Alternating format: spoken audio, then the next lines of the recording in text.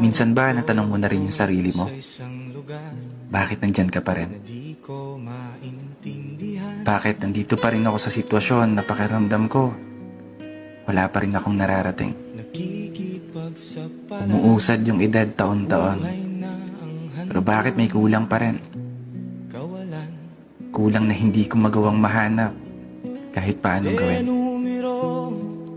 Kasi ang hirap kapag pinanganak kang mahirap.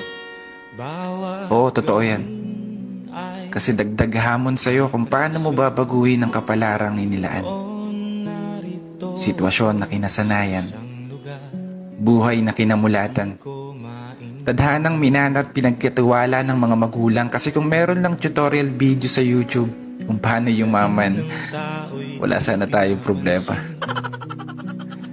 Kaya napakaswerte mo kung isa ka sa mga pinanganak na mayaman na. Kasi imagine, problema mo na lang ay kung paano mas magpapayaman pa. Mag-aaral ka na lang nang di na iniisip kung saan ka kukuha ng pangmatrikula. Samantalang pag mahirap ka, paiyakan pa bago ka makahawak ng diploma. Pahirapan pa makahanap ng trabaho. Higaya ng mayaman, imamanahin kang negosyo. Sana all na lang talaga. Pero nandito na tayo.